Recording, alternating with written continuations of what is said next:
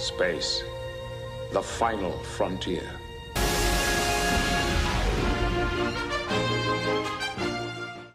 Welcome to the planet. Welcome to our few comic after superheroes exist and Star Trek Talk is the norm. We are back for another Star Trek Picard discussion. We're doing multiple episodes this time. We'll try to keep it short and we'll try to keep it sweet. Actually, I'm getting ahead of myself because I have a guest, someone new on Earth 2 for the first time. So I'm gonna let my guest introduce herself and let you know where she's from and who she is and what it is she does. Yes. Okay. I'm Stephanie Ridiculous. I'm a Michigan to Seattle transplant. I've watched Star Trek my entire life, and I have opinions about it. Yes, opinions. Like Star that. Trek fan with opinions. Jeez. Fantastic. And Unheard the of. rest of guys, Anthony, Patrick, thank you. So Hello. let's get into it. We have 2 episodes to do for you guys, and so we're gonna try to make it, like I said, short and sweet. Take notes so we can get into like good talking points really quick. Absolute Candor is episode 4. Synopsis: The crew's journey to free Cloud takes a detour when Picard orders to stop on a planet where Picard and Raffi located Romulan refugees 14 years earlier. Upon arrival, Picard reunites with Elnor, a young Romulan he befriended during the relocation. Meanwhile, Nara continues to attempt to learn more about Soji, while I can't. You really don't remember this episode. No, actually, I do. So let me. It's not a lot to remember. So let me do this. I actually just got done rewatching both episodes, so I'm kind of like really fresh. Okay. Yeah. So the episode opens with With little kid.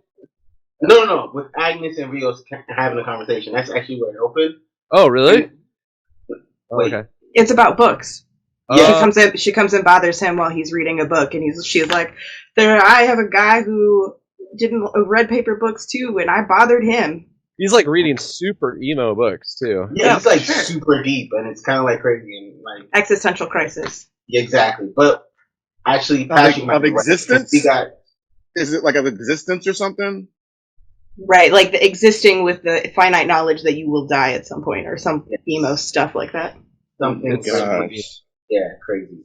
But I believe It might be Patrick is dick. actually right because it did open with the 14-year earlier, where we actually get to see Picard playing with little Elron at the time. Which you guys were really, or at least Anthony didn't like Picard playing with kids. I thought it seemed alright, but I remember Anthony being like, Picard don't like children. Well, it's not that. He has so I'm going through all the Star Trek series, right? And in their timeline order. So when you get to Next Generation, and again, I get that it's a progression, like through 7 seasons, because movie Picard really isn't Picard from the TV series. But he has a social anxiety. And again, I know everybody says it's 20 years and he's developed and, he's gotten over that. But we haven't seen that, so that can make it kind of I haven't seen it, so it's kind of jarring for him to just be this whole different character. There's nothing about this Picard that you could extrapolate from Picard we saw 20 years ago. There really isn't. And when it takes place 14 years ago, we're like there's like 5 years between the last time we saw him and now. I still don't see it. People are plugged in holes and things like that. But again, as I often say, I lived through the prequels. I'm tired of doing the writer's job for them. So No one's asking you to. They kind of are. Ding, ding, ding. No, They kind of are. I know, but no one's that. She's right. so They are. Picard playing with that kid is not out of character for him, as we talked about in the chat. Like, he is capable of showing emotion and like getting intimate with his crew when it's duty bound, when it's mission specific. And his relationship with Kudo is exactly that. These are people who are distraught and they're in need, and it's his job to meet that need. And as the only boy in that culture, Picard is the only role model that he has. Picard is stepping into a role that he always steps into, which is, I will get personal if I have to and if the moment calls for it. Let me ask you that. Do you see Picard having that same scene with Wesley Crusher? Wesley Crusher had other male role models on the ship. That's not what I asked you. I said, did you think that he would have that same scene with Wesley Crusher? I think that if there was an absence of other male figures in Wesley Crusher's life, absolutely he would fill that role, and he does at some point. Like he warms I up think to Stephanie is Crusher. swinging me on this one because it does make sense that he would do it if he saw it as fulfilling a mission. In other words, Picard is just always focused on being what he has to be to win the day. What And is the Riker, need of the moment? Riker, I have one other thing to ask you. Don't let me make an ass of myself in front of the families and the children. Like, do you remember that from the first episode or the first two-parter? Because Riker was in the first episode. I am not saying that Picard can't evolve. I'm not saying Picard doesn't have emotions. I am saying that if you go 14 years ago from when we last saw him, for him to develop this kind of carefree, open, emotional expression is jarring. That is But what I'm saying. It's a different context. also, he's hanging out with a bunch of like He's off crazy duty. nut people who it's all about being open and being yourself. So that's kind of could be one of the reasons he's doing that. And Being friendly. Oh, sorry. Go ahead. Being friendly with a kid on a starship is worlds different than being friendly with a kid in his home environment. It's inappropriate for him to grapple with children because it's the context that Crusher is engaging with him on is I'm the captain, I need to be stoic, and I need to put on a face, and playing with kids doesn't fit in that paradigm. But if you ship over to this conclave where it's all about, as Patrick said, like being totally authentically yourself, he gets to engage in things that we haven't been able to see previously. Which is an argument I made that him being the captain in a very British tradition is different than him being a civilian. But we've seen Picard be a civilian on Risa, no less. And but that's a great context for children. Hold on. So the only time that I would give a little bit to your point is him interacting with his nephew, right? That was a very different Picard coming off of trauma. And so while I give complete credit that there could be some trauma associated to Data's loss, even though I still feel like that's a stretch, there is. How's it a stretch? The whole show is about that trauma. This show is all about that trauma, right? Yeah. So this show is about that trauma. Exactly. But we've seen Picard deal with the loss of close relatives, close family members. We've seen him deal before. Now you can say the trauma builds and it's going to be the breaking point and all that stuff. Still, we're going 14 years ago, Picard. Not the argument that says he changed and mellowed out over 20 years. I grant you, but to go back 20 years and say, yeah, no, Picard just isn't fit. The same way to me, and again, this is me. And I think a good portion of the fan base does not think the movies represent Picard very well. Just to me, Picard isn't an action hero. In the movies, they try to make him an action hero. So to me, you put the kid, and again, this is one piece of the puzzle. You put the kid thing in there, you get Picard starting a fight, which again, a lot of this stuff you can say, all right, he's suffering from mental illness because they started that off with the series. And we know that he eventually gets a mental illness in the, is it All Good Things? Is that the ending?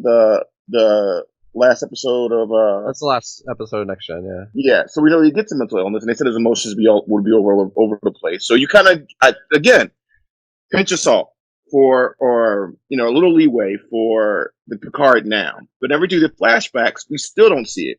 Picard in the Starfleet. So basically, Picard in Starfleet still didn't seem like Picard to me 14 years ago. To summarize, what's the common denominator there? Sorry. I don't know you well enough to sass you that hard, but sass away. If all those things don't represent Picard to you, then maybe you don't have an accurate understanding of who Picard is. Maybe okay. I don't, but then explain to me that I don't. So we're gonna end the discussion about the kid here because I didn't think we were gonna talk about this kid and Picard for this long because we have a lot of episodes to cover. So in this episode, Rafi questions the fact that Picard wants to stop at Vashti. Rios talks about how the sector is now really sketchy. The Rangers are mentioned, and the Romulan rebirth movement is mentioned. Are we skipping over the senator getting his head cut off? We haven't even gotten at the very end. Oh, I'm sorry. That's literally the end. That's the end of the second. You're the one skipping. You just skipped a whole bunch of other things. I'm sorry. There's a lot of skip-worthy material in this show. Oh, wow. Wow. The Romulan rebirth movement is mentioned. We get a little more JL. which I have no problem with. Oh, it's still so cringy. I only did that because I knew you were going to say something Wait, about it. That's the wait. only reason I did it. Raise their hands. Who likes the JL thing? I'm indifferent. I actually don't care.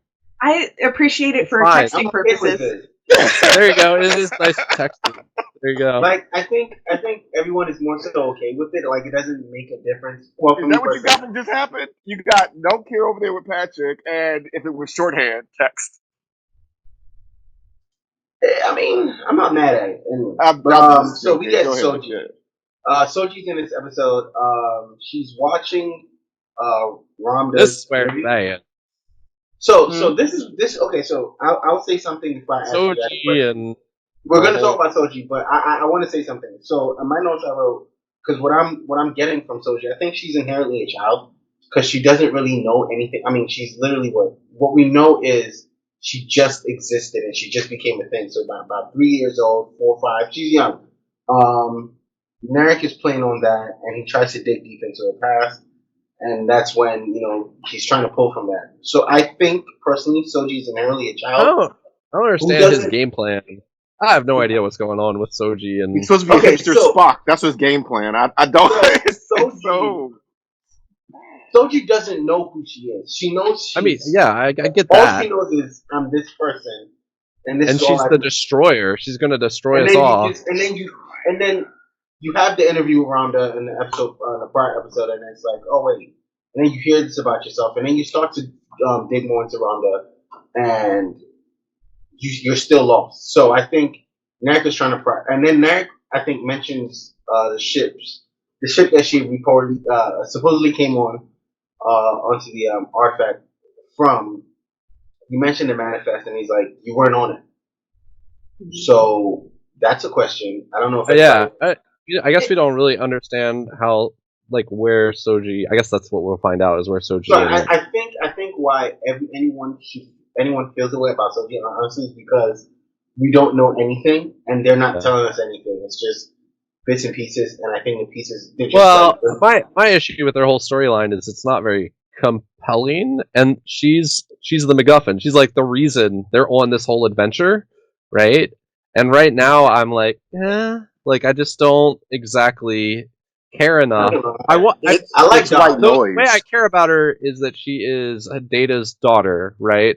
Right. But that only holds for so long, right? That only has so much value and momentum. Like it's very valuable, say episode 1, but you have to start to make me actually care about this character to care about everything else that's going on. Like they're treating it like it's a side story, but actually it's really important for us to feel the weight of what's going on in the main story for us to care about this character in this side Is it though? story. Because they were on a race against the clock, but they're making a lot of stops. So, like when you have a ticking clock, when you have a ticking but you would time care on more a story. about if you were. So I think what they're trying to do is like with everything that she's falling into, that's supposed to be the clock. You're like, oh man, she's getting into this relationship with this dude, and he's like a bad Romulan, and oh no, we gotta like, come on, Picard, move. Like they're trying to up that ante for you, but it's not working. Especially with the conversation with the sister, where she gives barf Romulan boy toy a deadline before she intervenes. Like they're totally applying pressure, but who cares? If being hooked into her storyline means I have to watch his grossness, I let her die. I don't care. It's white noise to me. I kind of phase out when their scenes come up, but really, this is what I'm talking about, the ticking clock, though, right? So we know that a Romulan Section 31 clone or whatever, has been coming on to Earth. No, it's not the Tal Shiar. It's a newer secret version of the Tal Shiar, because this version of Star Trek now loves their secret organizations. Like that hasn't been true the entire time. They mentioned them one time, Anthony. It has it seems like every Star Trek has gotten more in love with its secret organizations. Let's put it that way.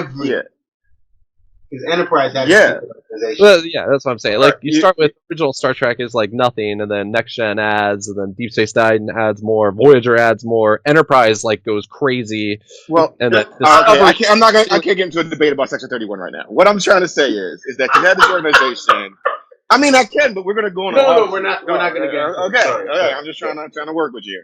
So you have them be able to have two violent attacks, one explosion on Earth, where no crime happens, no terrorist actions happen, where a changeling supposedly turned off the lights for 10 seconds, and the whole planet shut down. So they're brazen enough to do that. Where the Klingons said even we wouldn't attack Earth. Yet they don't have instant access to this Borg cube filled with Romulans and stuff. And Picard said it was a race against the clock, but he's making these stops that don't really make any sense. It kind of takes away the tension. You know what I mean? If you say there's a ticking clock, then there has to be a ticking clock. There has to be some kind of urgency in your storytelling, and it just isn't. And when you go to her story, it's just boring. I don't care about the love thing they're trying to do there, but or there's no the love weird. thing. That's the thing. They're not trying to build a love thing, and that's what I was like. Are you sure? No, Are they're you not. sure? I mean, It doesn't really matter. The point is, it's not compelling. Even if not compelling. it's actually not about the story they're telling. They're just not telling the story well. That's actually the issue, and so it just isn't compelling, and so that falls flat. Now, it's so uncompelling that in the next episode they don't even show it at all. So it didn't need to be in the next episode though. Anyway, we're not in the next episode. But yeah, I know. I'm just saying. But think about the original story with the search for Spock and everything like that. You felt like there was a tension, even though they didn't really have a ticking. Well, I think the planet was about to blow up or something, but you felt there was a tension. You have to get this done. You got to get this done, or we're going to lose Spock, and we're going to risk our careers. And so yeah, or the whales, or V'ger, or any of those things. That's how you do a ticking clock. But it's a different kind of tension. This isn't an action-packed tension. This is Jean-Luc Picard's last mission, and he's going to cross all his T's and dot all of his I's before his brain explodes. This isn't an action-packed adventure because it seems pretty action-packed to me. There's a pointless. But the action is happening around. It's happening around Picard, and he's not a part of it. Exactly. He's not out. Wait. Say that again. He's not a part of it. No, all of the action has happened around Picard and to Picard, not because of Picard. Oh, okay. Picard's story right now is, I am faced with mortality. I have this one last chance to do something significant, and it's affording me opportunities to do things that I've long regretted, like leaving the kid on the planet. It's a different kind of feel. I mean, he did instigate a Romulan refugee getting killed who was in a bad space. Besides that. When you have a tumor in your brain, weird things happen. Alright, so speaking of, because I know you want to get to that so bad. We're back on Vashti. What's the name? Rafi gets a message. People get Picard, you need to come on when you go. Bird of Prey comes in. Picard goes to ask, at the end of the episode when she's like, "Oh my gosh, we're under attack." Picard goes to ask Eleanor to bind himself to him to his cause. Eleanor says no. Picard is leaving. Of course. Also, everything you said about Picard not being emotionally stunted, he then shows that exact emotional stuntedness that you're describing right here and now in this part of it. I was gonna say that this scene. This is the only time that actually seemed like a Picard thing to me, is when the boy is begging for him to say, "You need me," and he doesn't give it to him. It's just not something. But that's contrast to everything else we've seen with his emotional growth that they're trying to say happened in between these 20 years. So again, it's just jarring to me, and it could be me. Well, it's not just me because I'm on a bunch of communities, but I think you're wrong. Those communities are feeding you. I think you're wrong. Picard asking the boy to do this for him wasn't necessarily out of. It was more so out of what's the word I'm looking for? This is what we need to do. I'm not gonna beg you for this. You need to help me with this, period. And I think that's what you got from that. Honestly, right? He didn't go there to ask for the kid's help. He went there to ask his old leader friend. She was the one who suggested he take the kid. Yeah, he clearly wanted. I don't know what her name is, but he wanted the leader of the order, not the kid. But it wasn't a sense of, I'm not going to beg you. You're going to help me. That's what I thought you were just saying. I'm saying he just wanted. It was duty at that point. It was duty bound. It wasn't like, oh, I messed up. I'm sorry. Can you help me? It was more so. This is. I'm here on business. Eleanor. This is essentially the only father figure Eleanor's ever had. It was very brief that he even had this. And Elnor's looking for some sort of affirmation in that, and he's not getting any of that because Picard's just like rolling he, that once, he left and right. actually just can't do it. He can't do it. Right. That's Like what it's I'm almost saying, like is that Picard he can't do identifies. it. It's almost like Picard even knows that's what Elnor wants, but he still can't do it. Right. And Right. I'd agree with that, but it's not like I'm not going to make if you go back and watch through it, she actually says to Picard, Picard says to her, like, she says to him, you need to take him. That's who you need to take because he needs this. Picard goes, he might die. And this is where the emotional thing comes into play for me, because when Picard says to her, he might die, I believe Picard is trying to spare his life at that point. Like, if I would rather take any one of you guys, leave Eleanor, because he needs to. I just feel like Picard didn't want to do this with Eleanor, and I Look, believe that. Can you imagine if Picard's like, no, I can't take him. He might die. Give me her. Fuck you. Like, my life's worth it. But he literally said, "Why not?" So what's inherently wrong with that? It's just that's not your Picard, and that's not what your Picard would do, right? No, I'm just joking with. If you're sitting there in the monastery, and Picard's like, this is major business. I don't want to take him. He might die. Give me that person over there. I really like, and I really like this nun order or whatever. I think it's super Romulan-ish for their religion, or this like monk nun like religion or whatever, to be about being as open as possible, because often religions are about working against nature, kind of. And so the fact that this is the Romulan version of a faith is like being as open and honest as possible is like I thought that was like, I suspect because this episode was written by Michael Chabon, who's like this well-known novelist.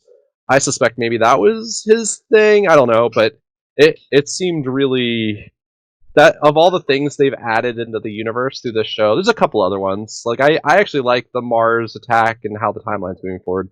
But of all the like kind of new things that they've added, and I agree with Anthony in that some of them are kind of ridiculous. This new order of Romulans, I think, is really, really cool, and I just thought it was one of the best additions to the universe thus far, and they like fit. It just made sense. I was like, totally, just made sense. Alright, so Picard. I mean, when Eleanor says, "I'm sorry." No, I was gonna say that I want to like them because I like the idea of a religion where brutal, like, frankness is like their thing. You gotta give me a really good reason why a spacefaring species uses swords, and you gotta give me a really good reason of how this order, like. Did you miss the part where it was a religion?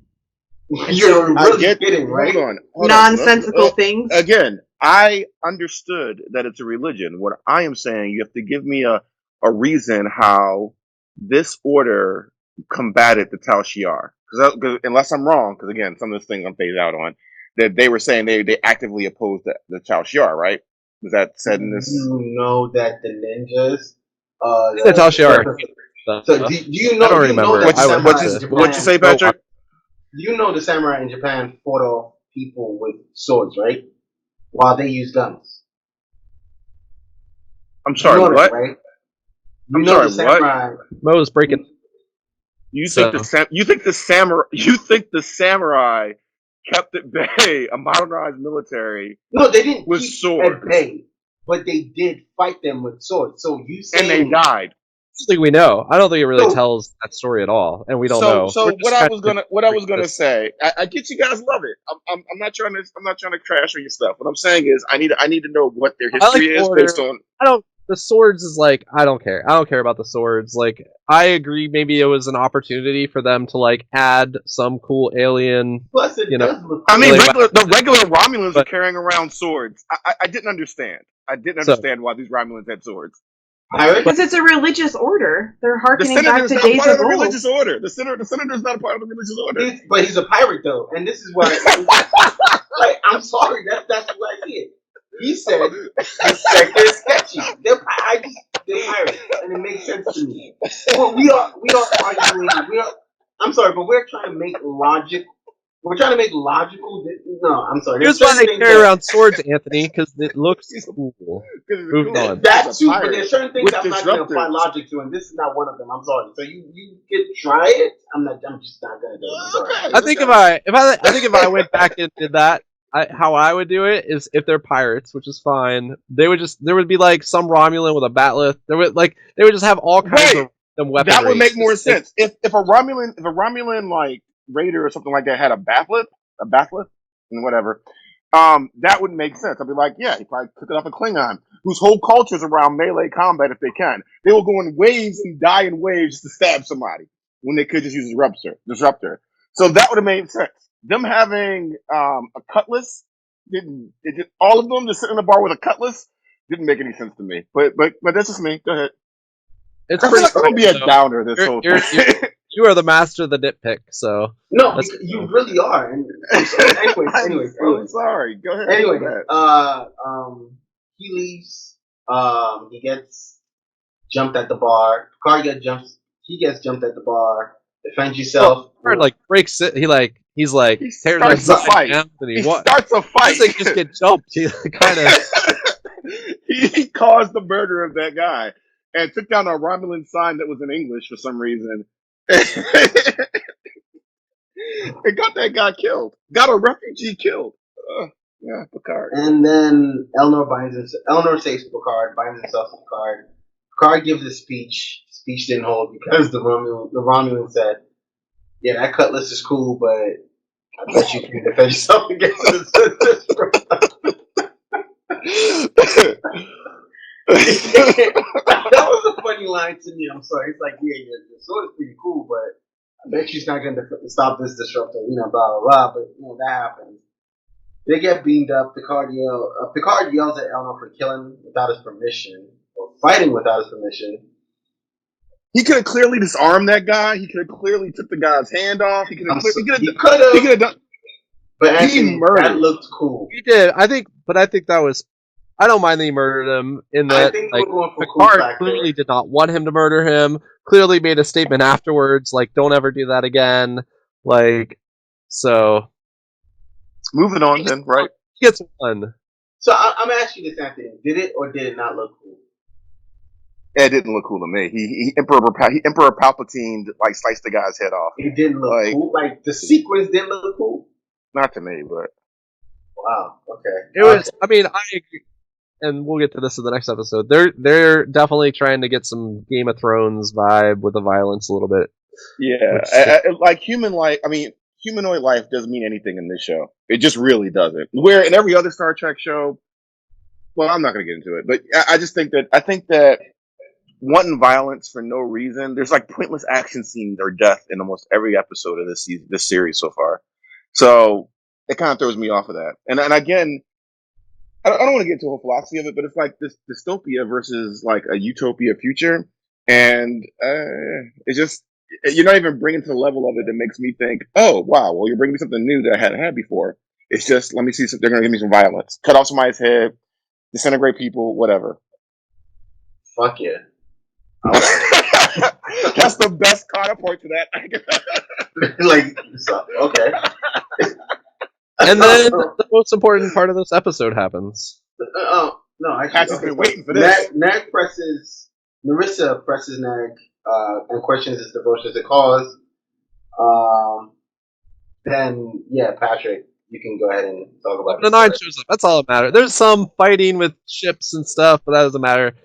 7 to 9 shows up. What about acknowledging that the cause is a lost one? Now that was interesting to me. Thank you, because Patrick just wanted to jump to 7 to 9. Yeah, you missed the most important part of the episode, Patrick, with your fervor over 7 of 9. It's the requirement. It's a requirement, right? It's a requirement of their order to take a mission. It has to be a lost cause. In order to be worthy to bind themselves to, the cause has to be lost, which is super interesting. Right.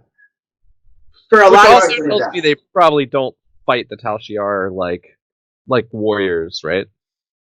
That's what I'm saying. I think I need a clarification of that. Like if the Tal Shiar just kind of left them alone out of respect or something like that, because But they represent everything that the Tal Shiar.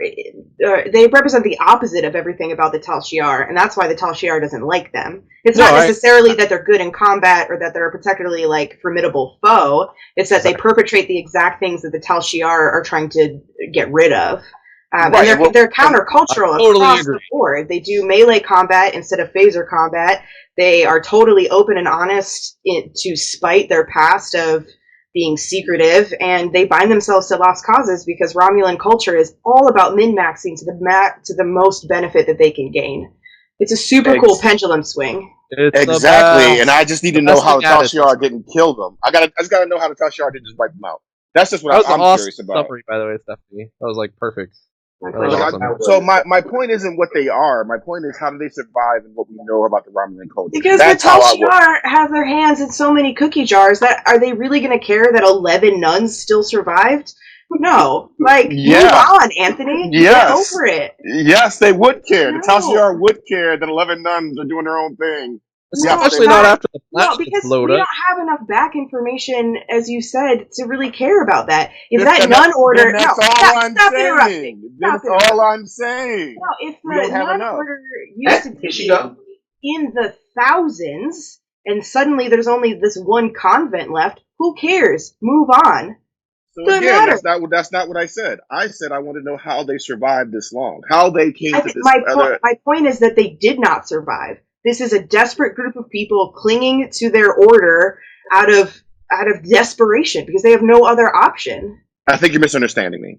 I want to know how this group, before the supernova, right? That's not what this episode's about.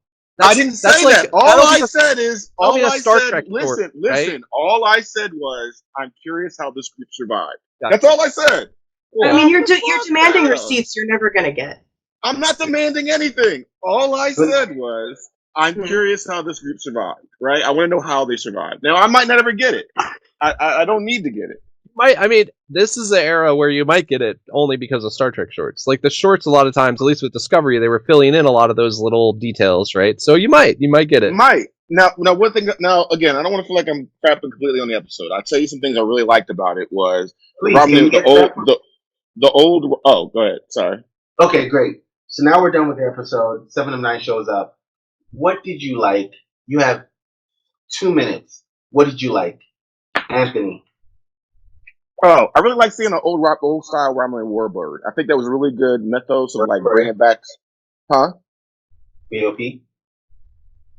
Bringing back the old Romulan warbird. Like I like seeing that old design back from the original series days. I thought that was cool.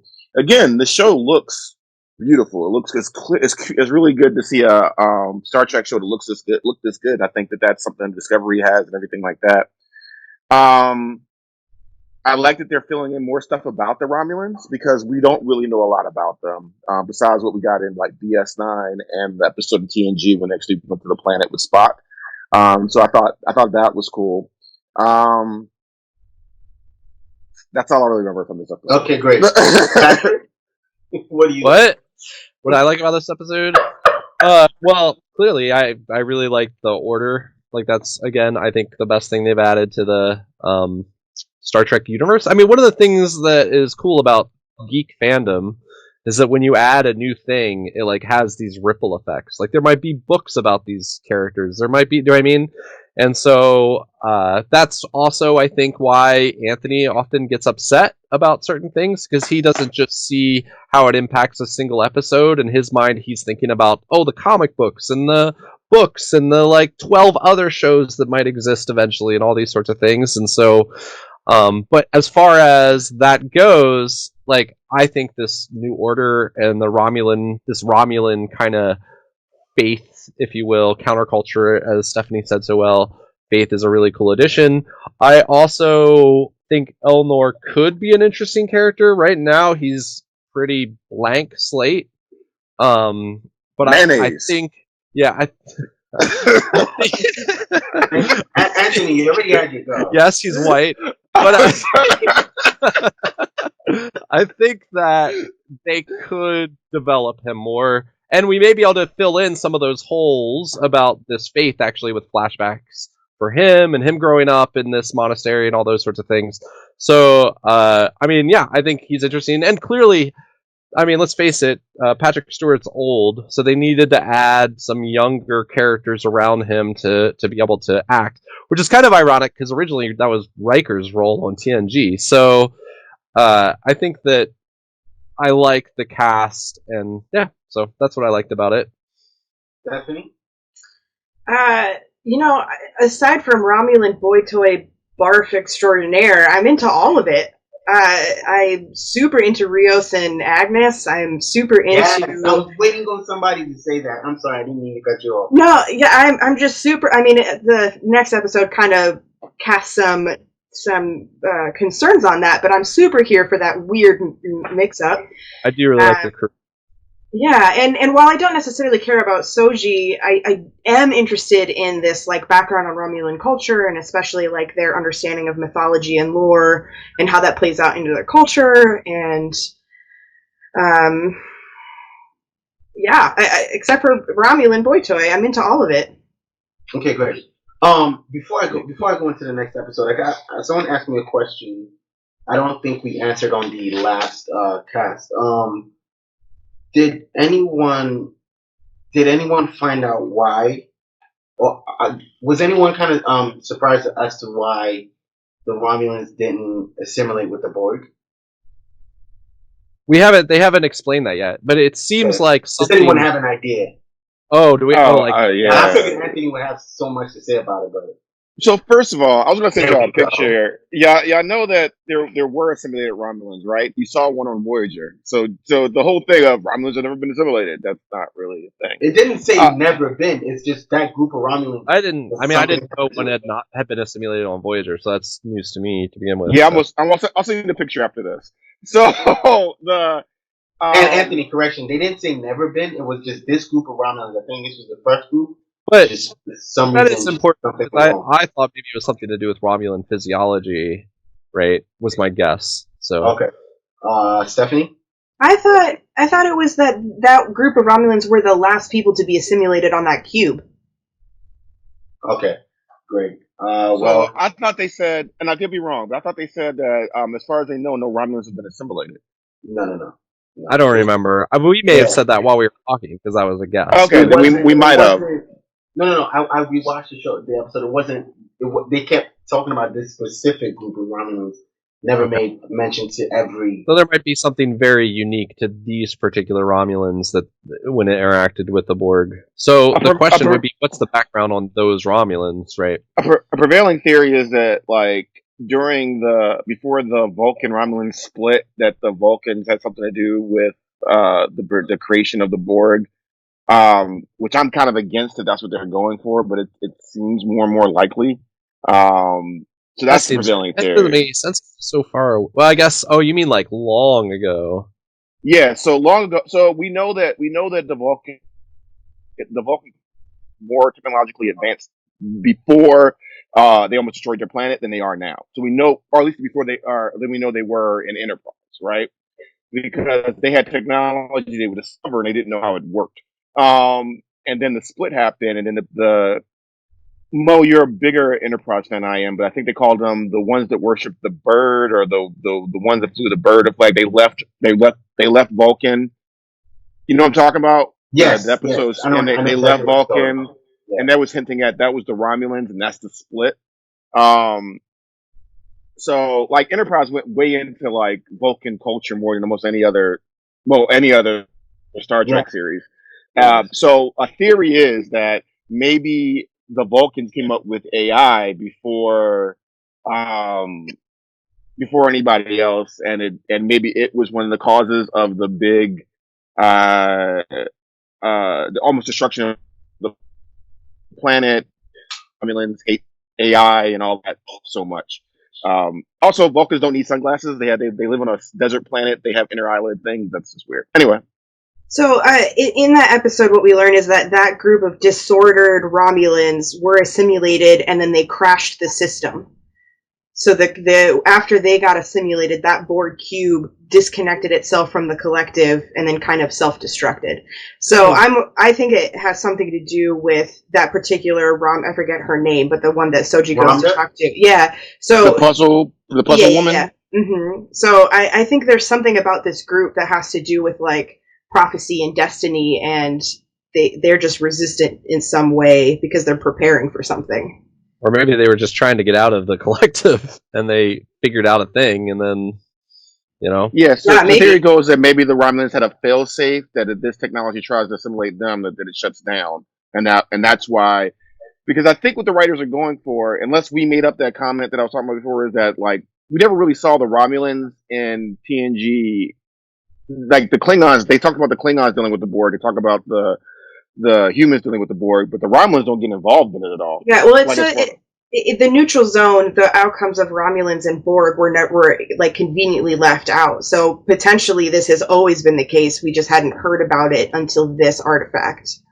Because when it first showed up, like when those colonies first started disappearing with the Borg cube, didn't they think it was the Romulans? I think in TNG they thought it was the Romulans, and then they were like, "Did the Romulans do?" Because it was on the border of the neutral zone or something like that. So yeah, it could be. So I mean, I don't agree with the people that are saying it's like these people don't do their research, because there's so many deep cuts. It can't just be, you know what I mean? Like there's somebody that knows what somebody knows what's up. Yeah. All right. Fantastic. So that answer is your question. I hope it does answer your question. Episode 5, Stardust City Rang. Synopsis. People listen to this are gonna get so confused because I'm gonna transform into let me like if I can walk to the other side of the room for a moment. Patrick, you're gonna go last on everything that I ask, on every question that I ask for this episode, because I feel like it's gonna be so much more fun because you're just gonna come out of left field. But I'm gonna enjoy watching you squirm on camera too. Yes, let me get through the synopsis. The La Sirena crew begins an unpredicted and lively expedition to Free Cloud to search for Bruce Maddox. This is for me. That's the synopsis. I think this episode is kind of playful, but this is the Bruce and Agnes episode, and also kind of funny, weird way it was also Agnes and Rios. It's like, I don't know why he was asking how he looked, but anyways, it's called flirting. It's fun.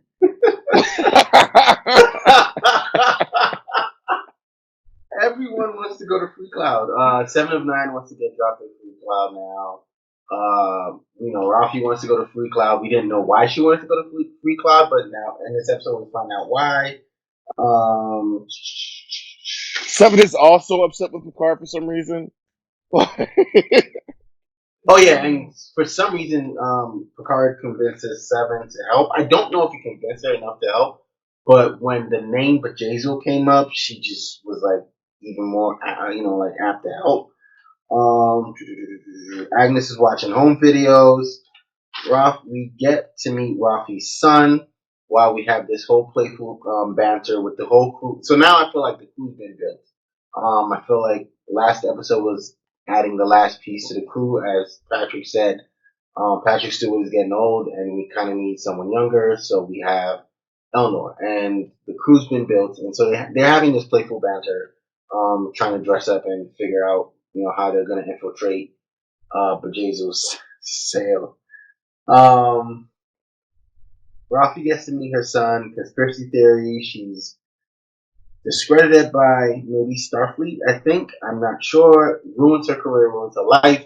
She becomes this totally obsessed person. Ruins her relationship with her family. We find out that Seven was playing Picard. She actually knows who Bajazil was, and she needed to. And 7 kills Bajazil.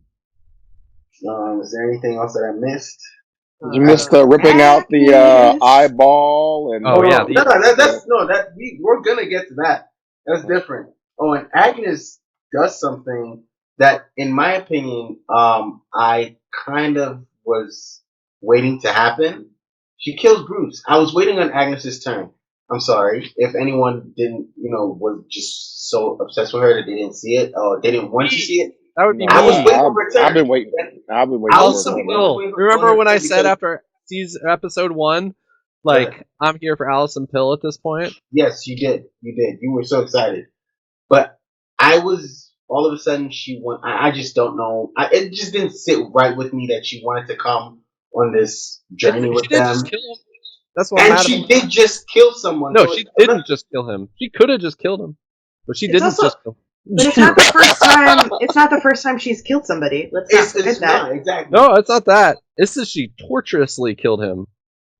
She did not just kill that man. There are a million ways to kill somebody painlessly. That is not what she did.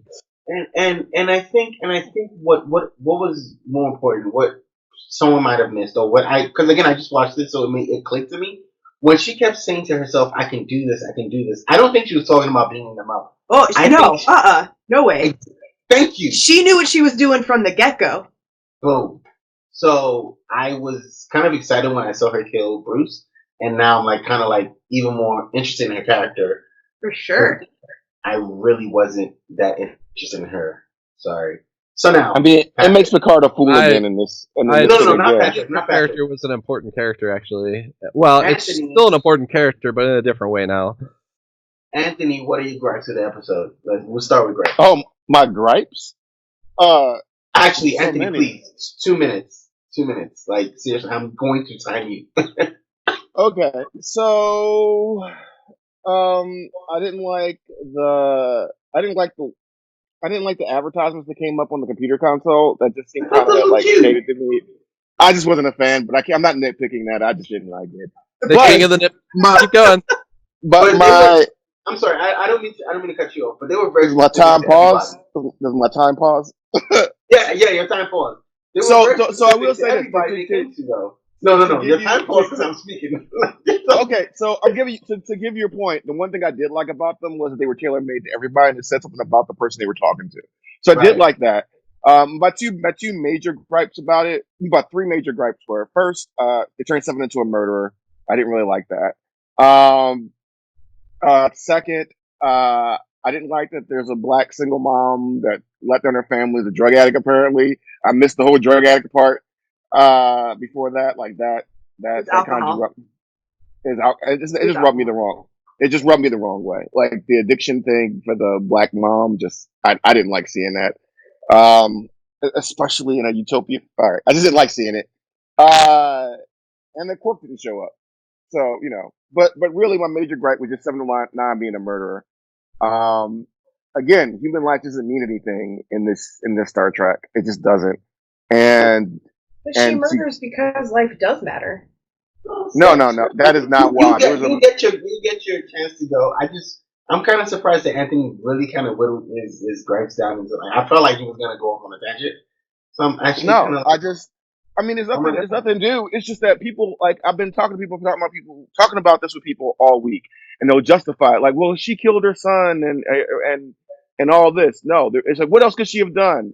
She could have beamed her off the ship. She could have took her to Starfleet. She could have had her stand trial. Then the 7-9 Starfleet. Right. He was a Starfleet officer that got murdered and butchered. She could have took him to She could have took Bejazzled, whatever her name is, to Starfleet. She could have beamed her off Starfleet. Instead, she beams down, disintegrates her in a way that we never seen anybody disintegrated before with the blood pop. Look something like a psychopath, and then she murders like 20 other people. It kind of really lessened 7-9 to me. And again, they just got rid of the evolved human concept from Star Trek. So, thing I did like was seeing Quark's name. I was hoping he was going to show up, and I like that they mentioned Quark. I think that's what I like. But fantastic, Stephanie. What were your gripes? No, your 2 minutes is up. What were your gripes? I think the only gripe that I really had, Anthony already touched on. I'm pretty over the trope of strong, independent woman gets a career setback and then falls into drugs and loses her family, and then that it was a woman of color on top of that, like, didn't sit super well with me. But I think that was really my only gripe. I'm super into Seven as a badass, like, vigilante, and I'm super into JL getting played, because that doesn't happen very often. it happens every episode now. Apparently. I mean, but to Anthony's point, she did say something to the James before she shot her. She said, "There's Picard. Picard still thinks there's hope. There's a place in this galaxy for mercy. I don't, and I believe it's not just that she's a murderer. It's the time passed. Like it changed her. But you know what? It's not my place to speak. Anthony Patrick, doesn't like time to pass. He's not. He needs 12 books you to want to explain see what it? happened. Like, do you want like so? No, before I ask that question, Patrick. Hi. Is this the worst episode of Star Trek ever made? Let me think about that.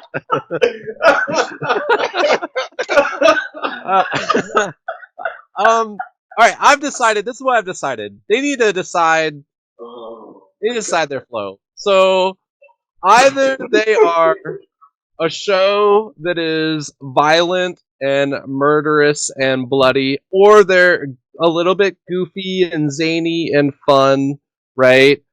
But in particular, this episode kept overlay. It would literally go from one to the other, like snap, snap, and it just it just felt wrong to me. And also, you have what do you mean? you have some of the best actors on set. And when you have really good actors, and Jerry Ryan, like you will hear me when we get to the positives, Jerry Ryan was amazing in this episode when she was acting. You want to give them dialogue. You want to give them times to have conflict and conversation that allows them to act, right? And so that is what I went into this episode very excited about. And honestly, everything was very tropey. There, like even the Mission Impossible little it was like something straight out of the A-Team.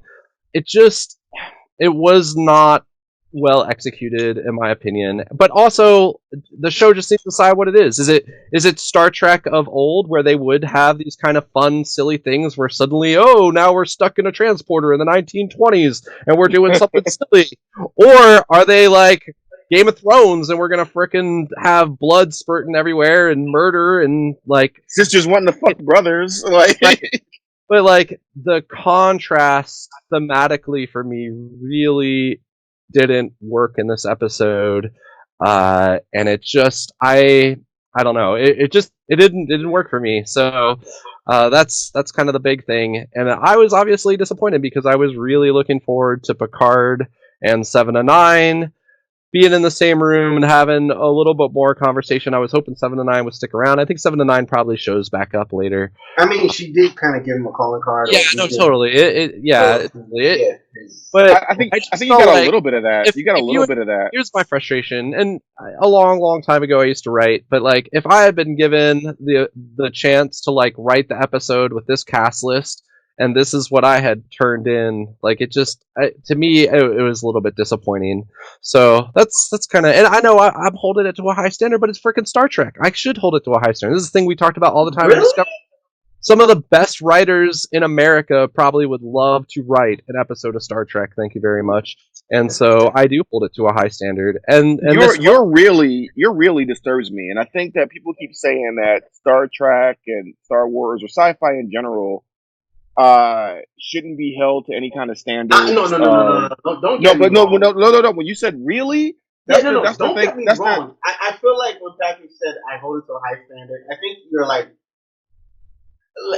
to me, okay. So this is again from the guy who really likes Enterprise, like who has seen every other Star Trek, but will say to you in the boldest face, I love Enterprise.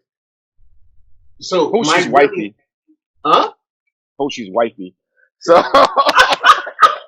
on my last watch of Enterprise, this recent run through, I actually like had a lot of my biases. I don't know whether like Discovery and Picard have opened me up to like what Enterprise brought to the table.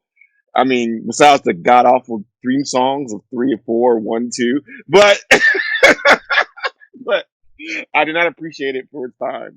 Anyways, go ahead. Sorry, Mo. Go ahead, Mo. I felt like it's not just that it was violent. It's not. It's just the thematically it didn't work for me, and yeah, that's all. And I know that it's gotten very good reviews. A lot of people like it. If you listen to my reviews of the previous episodes, including the one on here, you know I'm not just a hater out here to like say Picard is trash. Unlike Anthony, That's me. I No. this particular episode, and there was even like dumb. If you want my nitpicky stuff, there were moments in that bar scene where I could actually see like set pieces and stuff, which is like, come on, guys! Like, if you're gonna put this much budget into a Star Trek episode, I shouldn't be able to see the set, and those sorts of things. So, like, this is surprising to me. We've done 2 seasons worth of Discovery. This is the first time that I've heard you say this is the worst. Like, even on Discovery where stuff pissed you off, this is the worst thing I've ever seen in a Star Trek episode.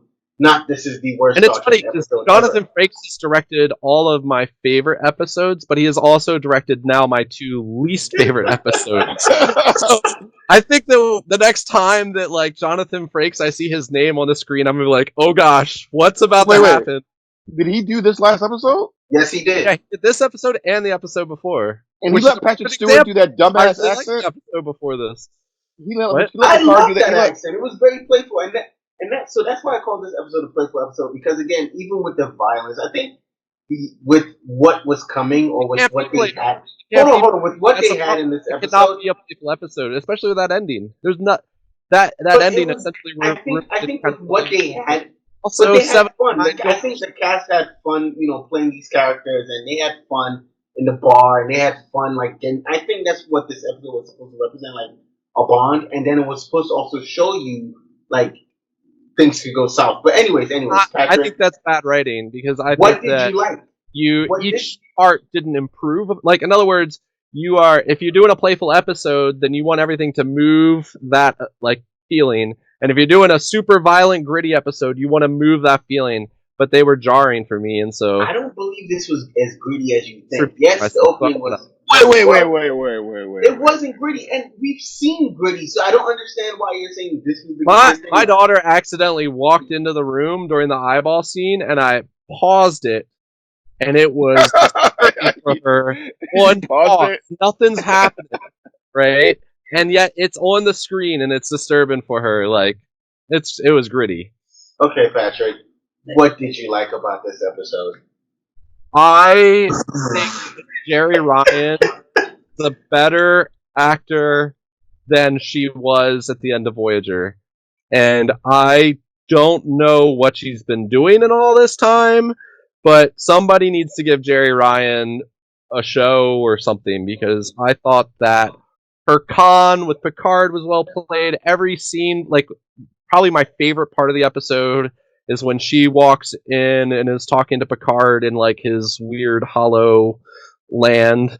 I don't know what to call that. His Chateau. his chateau, hollow chateau. So like I don't like that's more of that. The more of that I think would have been great. I think there are ways. It feels like, and this was an issue with Discovery as well, is that they don't know how to create conflict and also solve conflict without violence.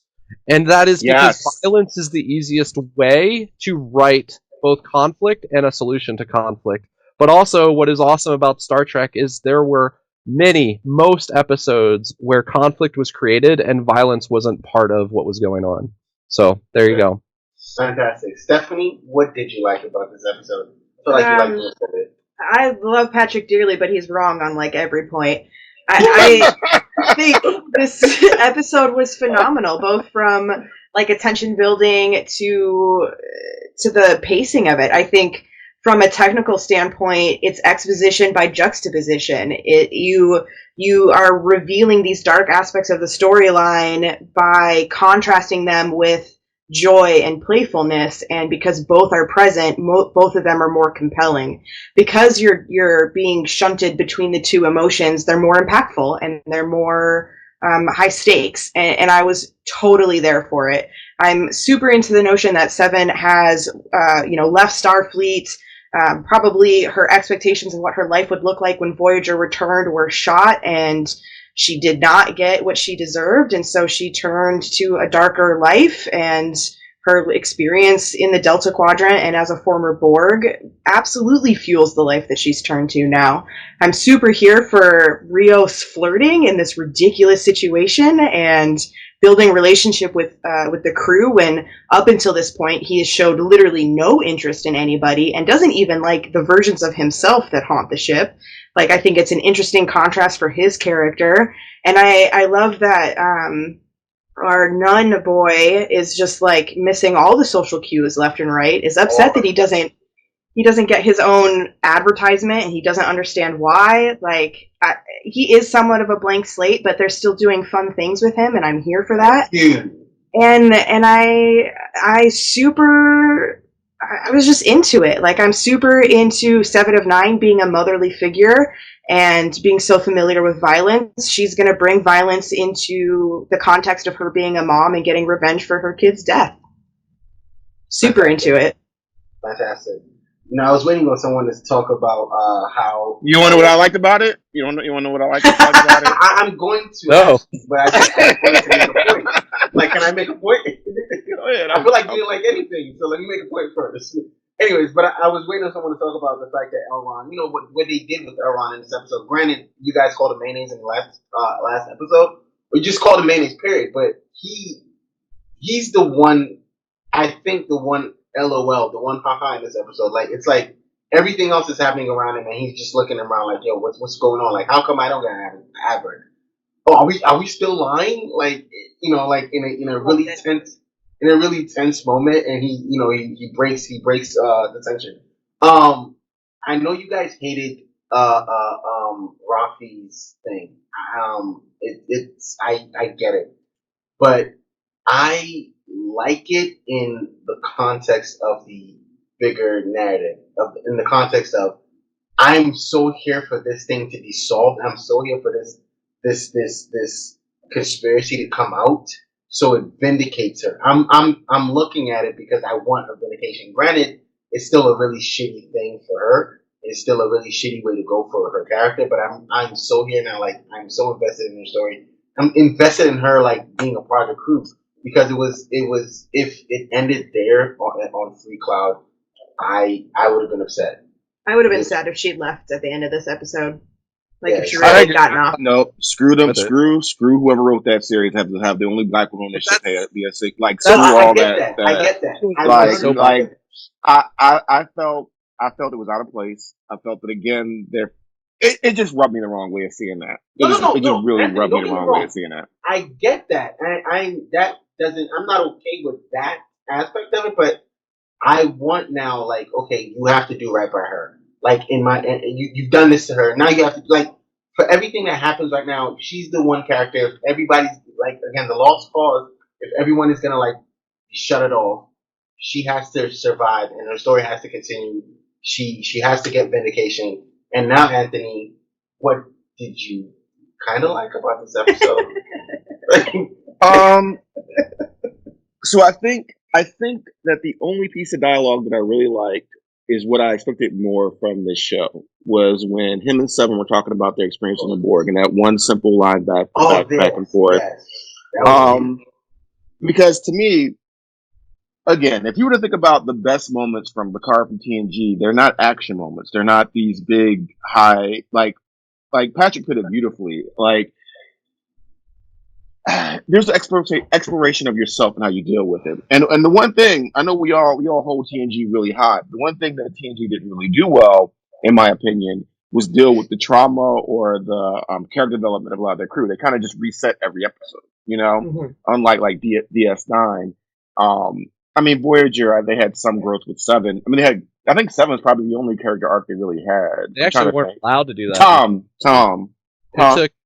They actually weren't allowed to do that in TNG. I read that they had Enterprise. the writers had to petition really hard to be able to do that follow-up episode. The episode is follow-up after Picard was turned into a Borg, remember? And they CBS or whoever didn't want to allow them to do that, and they had to like petition crazy hard just to get to put that on episode on, because they were worried about stuff showing in serial or out, like once it went to syndication and everything. Because they didn't like back then. They never thought about just showing things in the order they were shot in or released in. And I would say that episode is one of the best for TNG, in my opinion. Like for me, it's one of the best. So I like seeing that progression, and that response was what I wanted to see from this series. Like him feeling guilty about stuff that's not his fault, and everybody being mad at him and all this stuff. Like every new person. Uh, it's not really working for me, but that line with Seven worked for me, and that's the line that I was really. That's the reason I was looking forward to Seven being on this show, because they had a singular experience that no other main cast member from the series have really had. Um, Do you think they're going to touch back on it? Because again, we are dealing with an artifact So on this show. I think they're gonna have to go back to it. I mean, I'm really leery. Like I think even Voyager. I think Voyager really messed up with the Borg, and the Borg has been lessened in every series that it's been touched upon. Right? Like I don't think we should know where the Borg comes from. I don't think the Borg should be a threat all the time, and I just don't think they are anymore. But Seven of Nine, and Picard's trauma, and there's one thing I did like about the acting is when Picard's talking about Seven is like once the Borg get inside you, you're always filthy or defiled or something like that. I like that because even in his acting that role, you can see that he might be talking about himself, right? That once you're touched by it, like you're never clean. And that was good to me. Like that, even because you know how people will joke, and in that joke there's some truth to what they're actually feeling. I liked when he was saying that and going, because he was going deep into that about how you're never clean once they get into you and stuff like that. So that little exchange is something I enjoyed. I also enjoyed I keep wanting to say Bejeweled, whatever her name is, the one that looks like Deanna Call Troy. it Jade. Just call it Jade. Jade. I liked her outfit. I liked the bar. I liked how people were using teleportation technology. I liked seeing Quark's name and him being mentioned. I even liked seeing Mott. Uh, I think the crew, as he had it, I really haven't. The captain really just seems like he's trying to be Han Solo to me. And that line, I'm not going to lie, but I like where he's at to saying, it doesn't matter to me, but the kid and the old man is not going to survive out here. So I thought that was a really good thing about his character, not showing how he cares, but like using it in a nonchalant way. So yeah, I don't know. I'm up for Seven and Picard have more interactions, and I hope it gets deeper. I hope more conversations like that happen. Can I say something about Of course. the surprise ending? I want to talk about the surprise ending for a moment. I'm really sad that that's where they're going. Only in that it feels like, can we not have at least one character who is like a positive character? I mean, I guess Picard is, but I felt like Agnes was a because she was kind of an every person viewpoint. She was a Star Trek fan in a Star Trek show on some level. She was excited to be there. She was excited to be part of this thing, and she had a level of enthusiasm. I really liked that. I don't think, one of my favorite comic book characters is Cannonball, and that's because the dude fly, and he loves the fly. He's like thrilled that he can fly, right? Like he thinks it's awesome. And so often we have all these characters, and his family thinks it's awesome. Like his parents are happy about it. Yeah, everybody's like, "Woe is me" all the time about their stuff. And so she was like this character who like knew she was in a Star Trek show almost. Was super excited. That's how I felt about her. And so now that she's actually like maybe a villain or maybe like kind of and both sides accidentally twisted by the Tal Shiar or whatever, like whatever's going on with her, I was just a little bummed because I thought she could be a really fun character as was, rather than always having to like do this thing where like nobody can be pure, nobody can be like, yeah. And also I think that they screwed up, honestly. If she's supposed to be a good character who's been to what she's doing, which is, then she shouldn't have killed X torturously. In that way. and I think they were I don't think they thought about that. Kind of like when they accidentally had a rape scene in Game of Thrones, they weren't thinking about what they were doing. I think they thought, oh, this will be a cool, dramatic way for him to go. But what it really, there would be, R-rated feeling. But what it really came across to me was she didn't just kill somebody. She killed somebody with maliciousness and with torture. And, even in our legal system, that matters, right? And so the fact that she did that, I don't know. It just, I'm sad. Okay. That is how the episode, and so maybe that's part of my feeling of negativity towards the episode, is I felt like I was mourning the death of at least a character's potential at the end, and so that's what I want to say. As far as character potential, I have a question. So the Romulan Ninja Boy, what's his name again? Elrond. Was it? Elrond. Think of Elrond. It's not quite the same. Yeah, but it's close. I thought he was going to be the point of view character, like the Kitty Pryde, the Jubilee that comes into the thing. I thought that's what he was going to be. And I think they're kind of dropping the ball on that, explaining the universe to him. And instead they do things like, geez, you dumb Picard. Of course they fell. You didn't know they fell 2 years ago or something like that. Let Picard have some value, because so far he doesn't have any value in this show, or any real agency. So I really would like Picard to stop getting shitted on every episode. Would be my preference. What is Stephanie, old? Stephanie, Stephanie, what up? You have a rebuttal of Patrick's point. About Agnes? Yes, I feel like you do. I can understand where Patrick's coming from. She was this cute, quirky thing that was not like all the other things on the ship, and that's interesting. I think that would have gotten boring really quick if they had kept her on that path. I think I need to watch that scene again, because I don't recall it being this torture. The impression that I got was that she was conflicted about having to kill him, and so it was hard for her to do, and that's why it was dragged out longer. But maybe I just need to watch that scene again. I mean, she kept repeating, if you knew what I knew. If they never showed it to me, if you knew what I knew. And if she had peace about killing him, she would not have spent that whole episode going, I could do this, I could do this, I could do this, I could do this, I could do this, I could do this. If Bruce Maddox survives, I feel like she was on a mission. She was on a mission. Because it never made any sense to me. All of a sudden, she just decided to up and come on into mission. It never made any sense to me. I know Patrick was excited for that to happen, but I didn't see why she would be there. And so this now makes, I'm sorry, for me, Patrick, this makes her character a little more exciting. It made total sense. I mean, maybe her motivation didn't make sense, but it made sense for her to be there, because what are we dealing with? So if we save Bruce Maddox, do we need her? Patrick wanted Tilly. You wanted her to be Tilly. You wanted her to be Tilly from the Discovery, bubbly and useful and stuff like that. Sure, sure, that would have been. But I just thought, Tilly is a good example. And also, I mean, anyways. For an evolved human to kill somebody in that matter that you supposedly love and don't want to kill, when in a reality where you can disintegrate people instantly, that was pretty torturous. And you got to keep in mind the way that events played out. She was biding time while Picard was talking to him, and then she had to make things happen before anyone came back into the room. She didn't have time to go get a phaser. Everyone would be like, "You put that down. You were too fragile to hold that."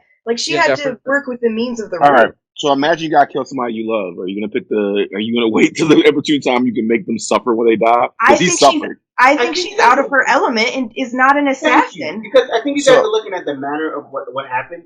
Imagine someone on a ventilator or on a breathing apparatus, and you pull the plug. They don't just they actually stop breathing, and that's kind of painful. It's similar to that. It just felt very. I don't know. I just feel like I think that it's kind of interesting, because I didn't mind the violence as much on Discovery as I minded it, particularly on this episode. I'm not sure why that is because watched way more violent shows before, but on this particular episode of Star Trek, it bothered me because of the with Agnes. It bothered me because of who she was, and I just felt like we lost. I don't know. I thought she could have been. I just disagree that she a boring character. I think she could have been an interesting character because characters like that have a lot of potential for growth. And I do think she had a reason to be there because the whole reason they're going is to save Soji. And other than Maddox, she was the preeminent knowledge on So now, my Sith, question is, right? I'm just saying that reveal must be devastating No. to justify what she did. No, That's no, all I'm no, saying. no, That my reveal must question be to you devastating. is, Hang on. if we save Bruce Maddox, right, and if she never came and we save Bruce Maddox, or if she does come and we save Bruce Maddox, like what would be her? But she's on the mission to save Bruce Maddox. But if she never We now came know on that she's board, on the mission to kill Bruce Maddox, but if she clearly has she this never, past I relationship with thought. Maddox. I felt like as soon as I saw her, as soon as she said, "This is what I want to do," I'm like, she's going to sabotage the mission in some way, and boom, we get it. I maybe you didn't like how we got it, or you didn't want it to be her, but she was the one, in my opinion, who was always like, she was the wild card. She was the one who was always going to mess the mission up. To me, Well, it was interesting when that scene happened. Like, I was sitting there like, what? And James was like, yeah, yep, just waiting for that to happen. I think. Yeah. I didn't trust her in the It- beginning, but Why does it always have to happen, though? I guess this is more of a take on modern television, but it just Tropes? You feels mean like tropes? that always has to happen now. Because we're on a mission to And- save someone. And that's, I think, what me and Anthony are miss about old Star Trek is in old Star Trek it didn't always have to happen. Okay, And so I look right. at it this way, Patrick. We're on a mission to save someone who could potentially be the destroyer of the worlds, of everything. Yes, there will be that person who thinks they can save them, and save them, Picard. And then there's that person that thinks, oh, we can't, the person or the organization or somebody that says, oh, we can't save them, we have to kill them because of what they could potentially be. But Picard is going to look at us, and I think this is going to be interesting moving forward. Anyways, I feel like we should end the discussion right here and talk about the preview for the next episode. You guys probably don't remember it, so I'll try to describe it as best as I can. We get Soji. We're finally on the cube, and we're going to rescue Soji. Pretty much, that's the gist of it. How many episodes is this season? You know, 10? 10? Okay. I think it's 10. we're halfway through. Okay. So we're halfway through, and I hope this is the last of the setups. I hope we're getting into the meat of this. To me personally, so I'm gonna stop right here. What are you expecting for the rest of the half of the season? Anybody can go. I think we've assembled our crew, and now let's go save Soji. I expect that Soji's going to turn out to actually be like the source of some ultimate destruction or something. Who knows? Maybe she has that AI from Discovery or something. I don't know. I don't but think that destroy is literal. I think that destroy is right. She was sent on a reconnaissance mission. She's going to reveal something that is irreparable to Romulan culture. I don't think it's a literal death destruction. Now that's interesting. yeah, maybe it reveals something about the old Klingon, the old split between Romulans and. Anthony probably doesn't care. Anyways, I feel like this is going to be like the Mass Effect 3 of Star Trek. Like, I think they're going to think it's deep than it is, and it's really not. I think as long as it's flashy, and it's going to murder and death and violence, I think enough of the populace will get it to get a season 2. It'll be Discovery season 2 ending. That's what I'm really expecting. So now let's actually talk about what. Oh, my opinion on that? Okay. No, I'm not cutting you off. I'm not cutting you off. No, I'm just now, because you're gonna go. We're on the cube. We're gonna get Soji. It looks, again, what these trailers have done, in my opinion, is show a lot of action and not show a lot of the meat of the episode. Because again, there's maybe one or two, probably a very. That's the meat is the action. No, but it's not though. That's because all I you got. can't say the meat of last episode was the action because there was almost no action in it. There was one action scene, if anything. The meat of 2 episodes ago was the sword fight in the yard. Again, there's so much to the episode than the action that you guys keep talking about. But anyway, the trailer shows a little action. It shows this trailer shows the rush against time. Picard is finally on the cube.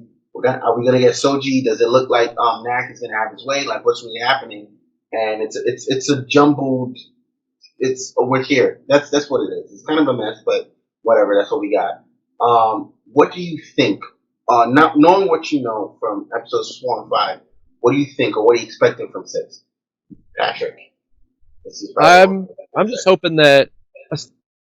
So to be honest with you, episode 5 upset me so much. I was like, I don't know if I even want to continue on with the show. So I'm hoping episode 6 Don't you have reinvigorates. What? No, I'm just saying. I'm hoping that episode 6 reinvigorates me. Now, to put all my cards on the table, what I love about Star Trek isn't always the characters, and I know for most people that's actually it. Is the draw as the characters. For me, I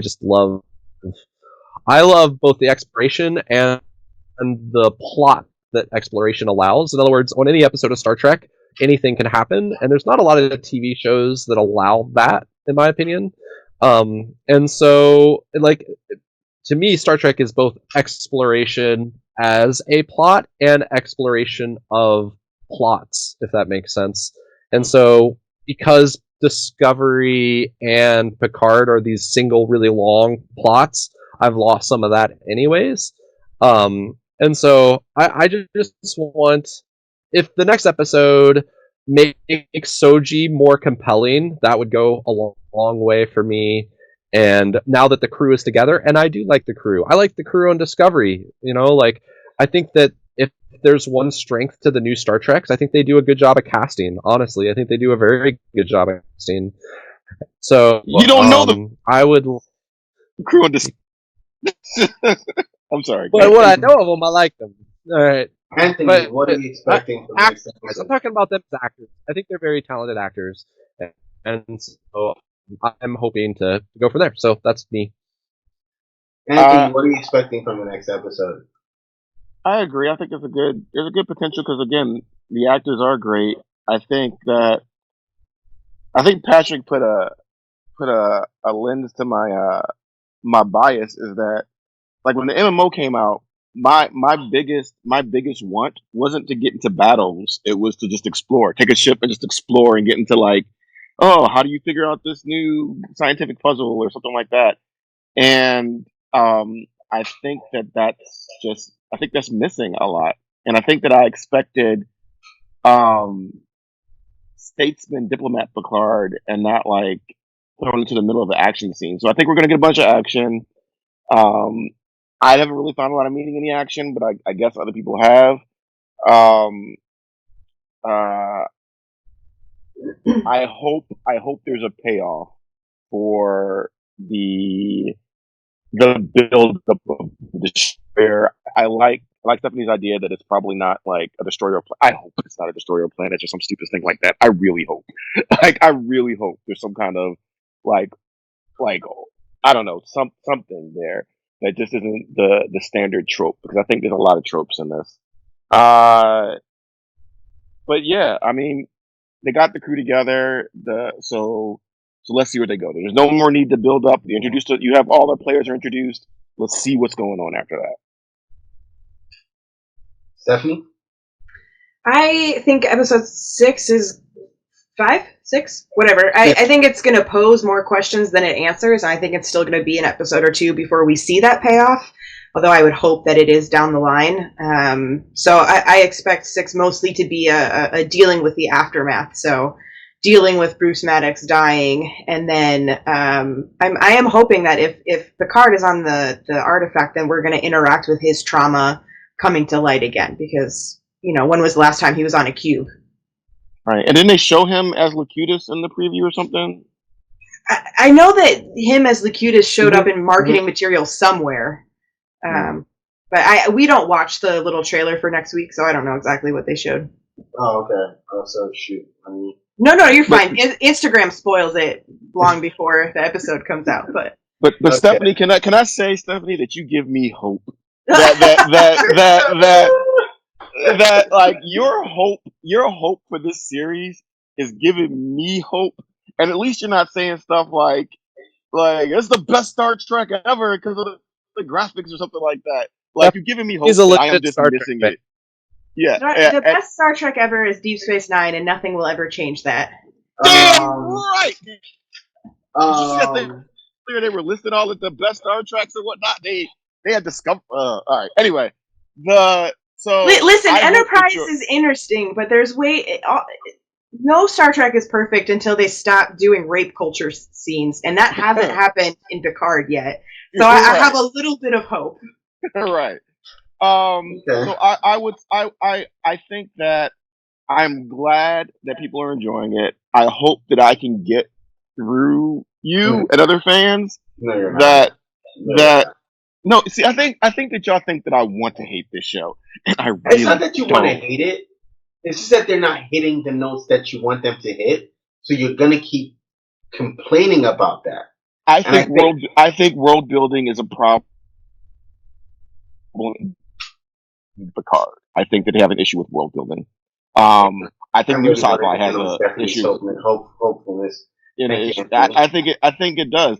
But I think that Patrick said something else that made a lot of sense to me is that I'm not just thinking about, I can't just, if you're part of a saga or you're part of a whole universe, if you introduce one line of thing, it makes ripple effects through the rest of it. And I have a hard time separating it from it. So when you say, like, you have Discovery and you have Klingons have warp technology 10 years before they have warp technology, it bothers me.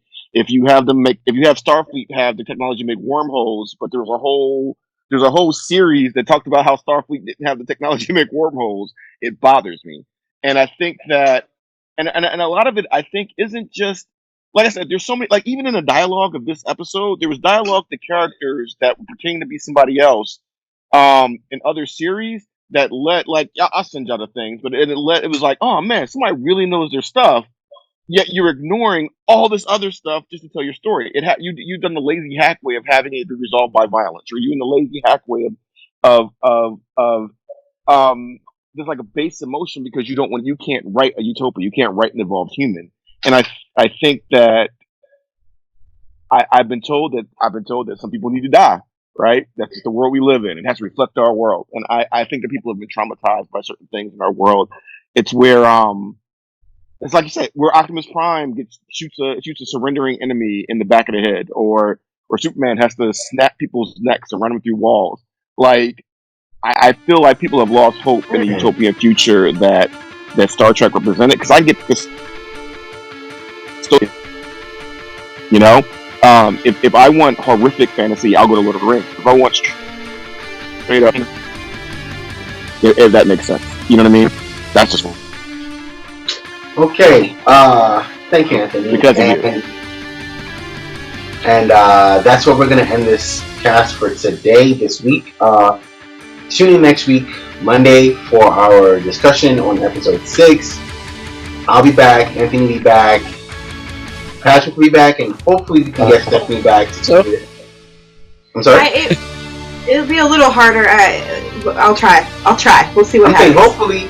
If not, we'll try again. We have to get you back because I cannot be the only one who has hope for this show on this cast. I got you. Anthony. Thank you very much. But anyways, thank you guys for listening. Thank you guys for watching. Thank you guys for coming. I really appreciate you blocking out the time, Stephanie. Patrick, as always. Anthony, you always appreciate Hey. We will catch you on the next one.